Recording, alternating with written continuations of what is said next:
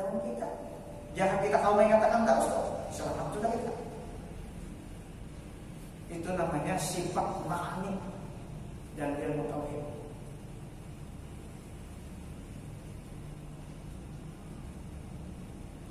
Itu jadi Imam Ghazali ibadah yang paling afdal.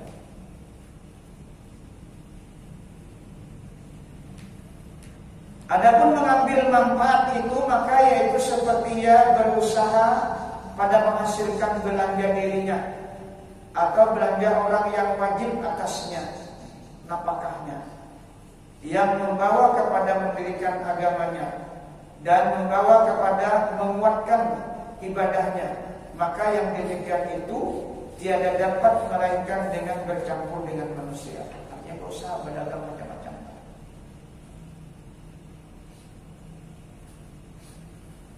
Jadi orang yang sudah paham usahanya beribadah, hasilnya pun ibadah.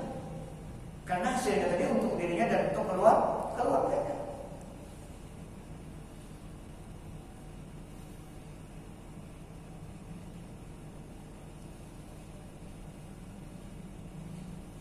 Serta mudah akan yang demikian itu dengan tiada berusaha, maka bersuci sendirinya dengan berbuat ibadah itu afdal daripada bercampur. Kalau ini memang nyaman dia rezekinya lah. Ini nih nyaman dia dan rezekinya. Kalau ini hanya mandiri, tidak perlu celah, tak apa.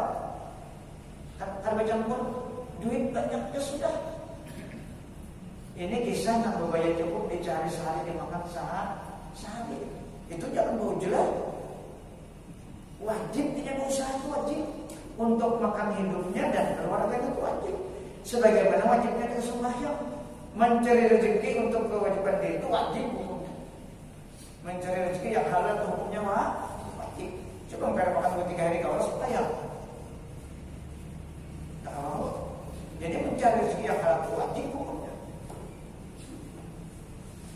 Itu contohnya Nabi itu mulai 6 tahun sudah bekerja, 8 tahun sudah mulai bekerja mengembalakan. Coba ya contohnya. Jadi Islam itu tidak ada penganggur, karena Islam itu kan memberi sifatnya. Ajaran Islam itu menyenangkan orang lain.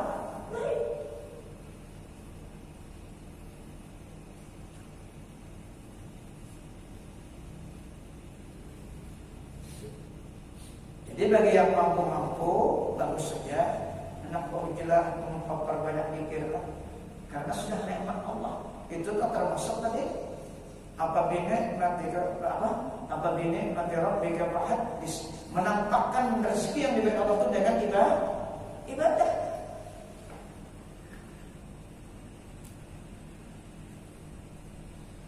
Ketiga, faedah bercampur dengan manusia itu ta'dib wa ta'addud, yakni mengajar adab dan belajar akan adab.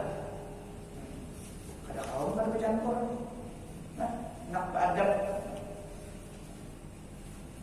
atau mengambil adab.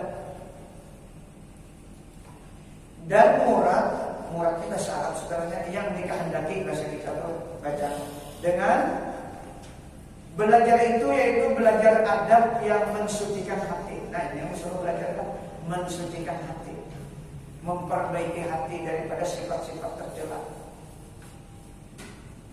Nah ini etika. Kalau etika itu bisa dibuat ketika kita perlu dengan seseorang bagus kita lakukan. Kalau sudah dapat dia tinggal akan lagi. Itu etika bisa dibuat etika. Tapi adab lain, karena kalau Rasulullah itu adab kan Allah langsung yang mengajarkan.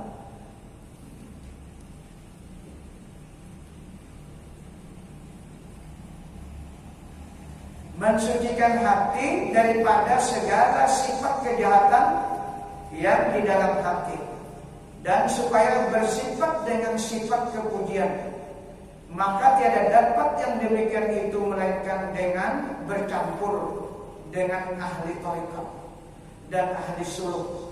Nah ahli tarekat itu orang ahli bawirid, orang yang aku juga wirid itu tarekat kanannya. Jadi tarekat itu jalan untuk menuju Allah. Ya sembahyang 5 waktu. Wirid kita termasuk tarekat pinantu awan teh kita gawe. Dan ahli suluk sama aja tuh kan. Suluk tuh artinya sudah betul-betul sudah yang dituju tuh Allah ya lagi. Dengan tarikat, dengan ada bacaan sama dia. Dengan belajar ilmu tasawuf dan mengamalkan wirid dan ratib dan berkhidmat dengan gurunya dan berkhidmat akan segala fuqara yang bersama dengan gurunya itu supaya dapat berkat daripada gurunya yang ahli sufi itu dan supaya dapat doa daripada fuqara itu dan adalah yang demikian itu terlebih afdal daripada bersunyi sendiri-sendirinya. Jadi kita memang sulit lah untuk mencari guru yang bujur-bujur kawal memimpin hati kita. Kan orang sufi itu memimpin hati, bukan lahiriah kan? Hati yang dipimpin. Dan yang dikehendaki dengan mengajar adab itu yaitu mengajarkan ilmu tarikat dan tasawuf seperti yang dilakukan oleh kebanyakan masyayikh ahli sufi. Maka bahwasanya tidak dapat ia mengajarkan akan ilmu tarikat dan ilmu suluk dan ilmu tasawuf itu melainkan dengan bercampur dengan manusia. Maka adalah yang demikian itu terlebih afdal daripada bersunyi sendirinya. Keempat faedah bercampur dengan manusia itu yaitu istiqnas wal inas. Ini penting banget. Bahasa Arab. Yakni menuntut kejinakan. Kita menuntut supaya hati kita jinak oleh Allah. Jinak awan contoh Rasulullah. Dengan adanya tarikat itu hati jinak. Apa jinak? Karena dalam lain lagi yang dikatakan ingat Allah dalam cinta dan sunnah Nabi. Itu melalui tarikat.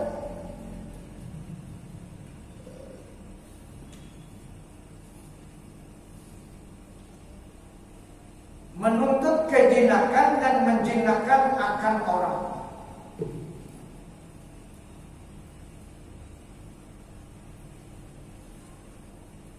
Dan yang dikehendaki dengan menuntut kejinakan itu menghasilkan kesukaan hati seperti bercampur ia dengan masyayikh yang melazimkan takut akan Allah Ta'ala.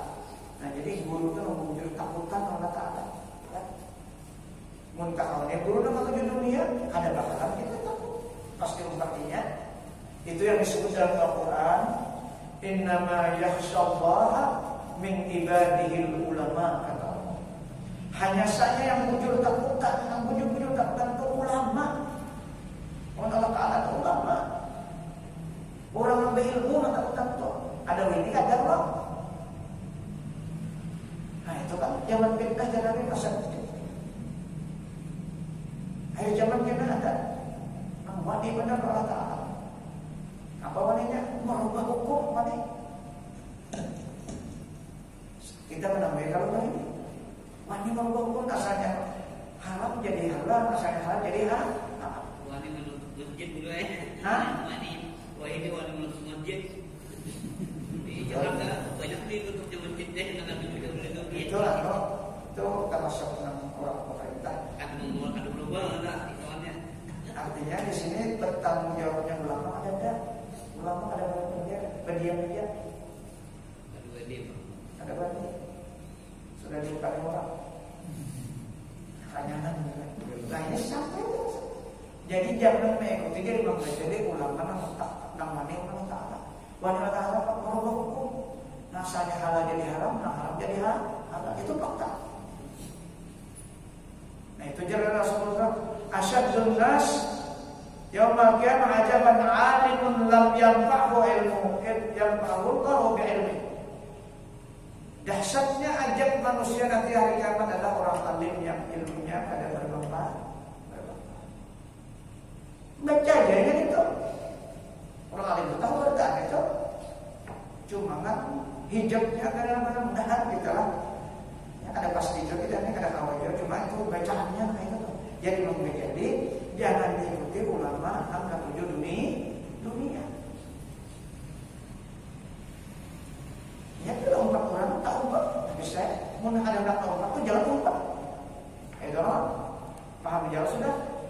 ada nak tobat, jangan umpat. Ampun seorang jangan diurusi, agama aja yang diurusi. Mau tak aman.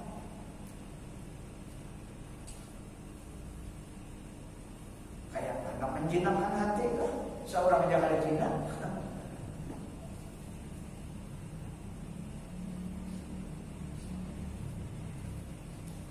Dan seperti yang mendengar akan perkataan Masyayikh Ali Sufi yang menyukakan hatinya dengan menghikayatkan kelakuan aulia dan orang yang soleh-soleh yang dahulu-dahulu, dan menghikayatkan perkataan aulia dan orang-orang yang soleh-soleh yang dahulu itu, maka yang demikian itu menyukakan hati, yaitu tiada terkaya orang yang ahli suluk pada setengah waktunya daripada berjinak-jinakan dengan manusia yang soleh-soleh itu. Artinya hampir karena waktu kosong kan? Mereka itu selalu menemani atau mengawani orang-orang soleh karena banyak manfaat. Dan karena inilah berkata Imam Al-Ghazali rahimahullah, "Fala yastagni al-mu'tazilu ija an rafiqin yastanisu bi musyahadatihi wa muhadasatihi fil yawm wal lailah sa'atan fal yastahid fi talabi man la yufsidu fi sa'atihi tilka sa'ira sa'ati." Faqad qala Allah sallallahu alaihi wasallam, "Al-mar'u ala dini khalili falyanzur ahadukum man yukhalil." Artinya maka tiada terkaya orang yang menjauhi daripada manusia itu pada ketika ia bersembunyi diri itu daripada teman yang menjinakkan dengan hadir melihat akan dia, yakni menyukakan hatinya dengan melihat akan dia, teman tadi maksudnya lah, atau kiainya tadi itu, dan berkhabar-khabar dengan dia itu di dalam sehari dan semalam itu. Artinya Syekh tadi berkisah tentang sifat-sifat aulia dan kisahkan orang-orang yang hadir di sini. Itu maksudnya. Jadi semua cerita kiai itu tentang menyejukkan hati dan membawa kepada untuk mencintai Allah Subhanahu wa taala. Itu yang dihabarkan sini. Ada kisah politik ada. Dan berkhabar-khabar dengan dia itu di dalam sehari dan semalam itu sekira-kira 1 saat, maka hendaklah ia bersungguh-sungguh ijtihad, yakni memilih di dalam menuntut teman itu akan seseorang yang saleh yang tiada membinasakan di dalam saatnya itu, akan beberapa saat yang lain. Kalau tak kawan ada menasihati, maka waktu seluruhnya itu akan binasa. Maksudnya binasa karena ada berfaedah tentang agama. Karena waktu itu ditanya. Wal asri innal insana lafi khusr. Demi waktu semuanya kita tidak kerugian. 1 detik pun ada nilainya. Karena waktu itu anugerah Allah, bukan kita yang menciptakan. Kita ini masa kita punya waktu itu. Apalagi dengan kesibukan dunia kita, masa kita punya waktu itu. Bukan anugerah Allah. Sehingga kita mengejar keperluan kita tuh luar biasa. Tak lama jam berapa aja kalau kita mengejar waktu, sehingga waktu itu milik kita seakan-akan. Asal menghasilkan sesuatu hasil dunia. Padahal itu maksudnya.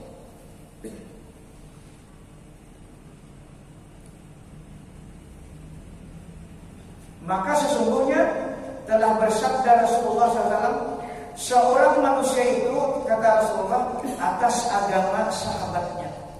Nah, jadi bila kalau kita kuat agamanya, insya Allah tahun takdir kita.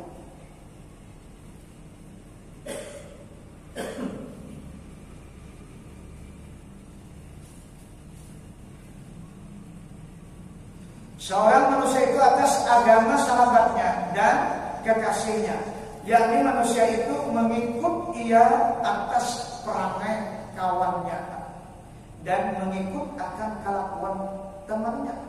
Maka jika kelakuan temannya itu baik, niscaya mengikut ia akan kebaikannya itu. Dan jikalau ada kelakuan temannya itu jahat, niscaya mengikut akan kejahatannya itu. Rasulullah bersabda, tahun 4 kita. apalagi diukusinnya atau dia. Maka hendaklah melihat seseorang kamu akan seseorang yang dijadikan teman dengan kamu itu. Dilihat dulu. Jangan sembarang teman. Yakni jika kamu melihat akan seseorang itu jahat pelangainya, maka jangan engkau jadikan dia teman. Dan jika kamu lihat akan dia baik pelangainya, maka jadikan oleh kamu akan dia itu teman yang menjinakkan akan kamu di dalam berbuat agama.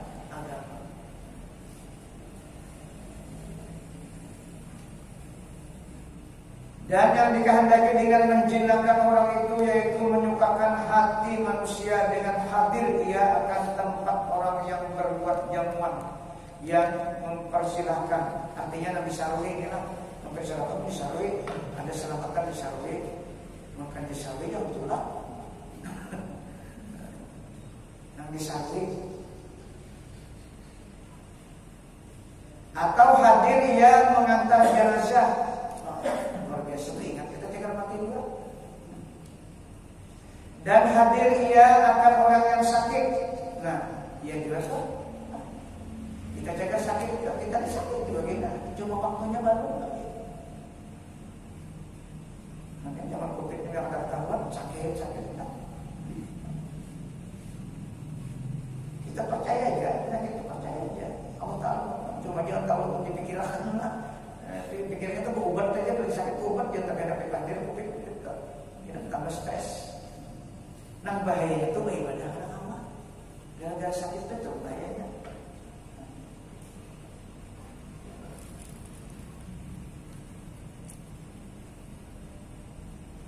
Dan barang yang sebagainya yang menjinakkan manusia dan menyukakan akan dia yang memberi manfaat akan agamanya itu.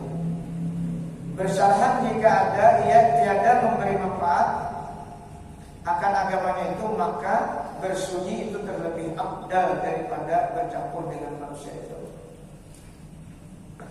Kelima faedah bercampur dengan manusia itu yaitu nailus sawab wa inalatuhu, yakni menghasilkan pahala bagi dirinya dan menghasilkan pahala bagi orang lain. Nah ini cari begawannya. Artinya begawannya ada manfaat akhirat. Itu Nabi Sallallahu Alaihi Wasallam. Ada sekedar manfaat apa dunia ada. Berkata Imam Al-Ghazali rahimahullah, aman nailu fa bi huduril janais wa iyadatul marda wa huduril air kan? Apa sebenarnya? Dia boleh dicoba.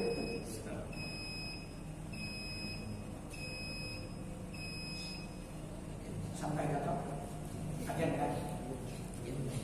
Hah? Ajan? Nah, sampai sini boleh kan? Ampur atau menjadi? Jawab, kamu jawab. Karena kita kasih. Nah sampai sini kita sampai halaman 374. Mudah-mudahan apa yang kita baca pada malam hari ini menjadi ilmu pengetahuan kita, pertama kisah faedahnya bercampur dan mudaratnya bercampur tadi. Yang penting kita niat bercampur dengan manusia tujuannya untuk berbuat baik itu aja. Ada dalam lain untuk memberikan kesenangan hati manusia. Mudah-mudahan apa yang kita baca menjadi ilmu pengetahuan kita dan kita dapat mempraktikkan dalam sesuatu kita dan Allah mengampuni segala kekurangan dan dosa kita dan dosa kita dan dosa guru kita dan dosa orang tua kita dan dosa kaum muslimin seluruhnya. Al-Fatihah. Ya Allah.